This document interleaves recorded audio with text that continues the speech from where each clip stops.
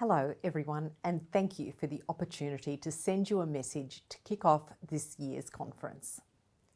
I know 2020 was a tough year for many of you, and I want to start by acknowledging your hard work in ensuring Australians had access to essential products and services.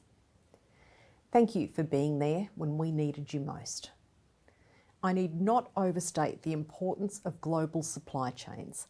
They touch the lives of all Australians, whether they are for importing fertilisers for Australian farmers to grow our food, medicines like insulin for people with diabetes, or inputs for manufacturing goods in Australia. COVID-19 has given us all a wake-up call, but it has also brought out the best in us and helped shine a light on our strengths as a nation.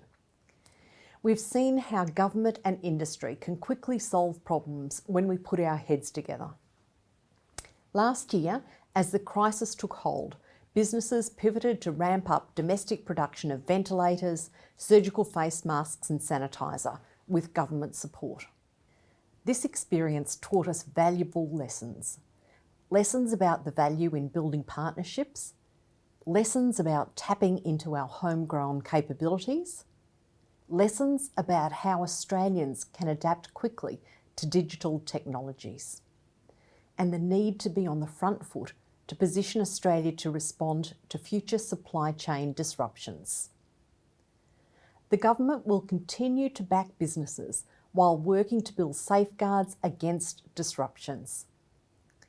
Last year, we introduced the International Freight Assistance Mechanism.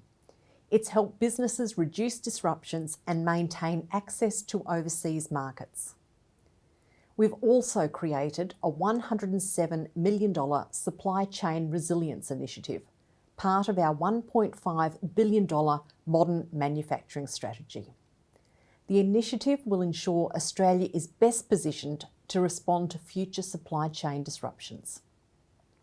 A public consultation has given us a better understanding of the risks and possible solutions. This analysis of Australian supply chains has identified 3 initial priority products: medicines, personal protective equipment, and agricultural production chemicals. Additional priority areas will be identified as the Supply Chain Resilience Initiative progresses. My department is undertaking a deeper analysis of the supply chains for these critical priority products and the vulnerabilities that may exist in them. The findings will inform the rollout of round 1 of the grants program in the initiative. From mid this year, businesses can apply for these grants to address an identified supply chain vulnerability. That's not to say businesses are waiting for government. Many of you are already working to build your resilience and address risks.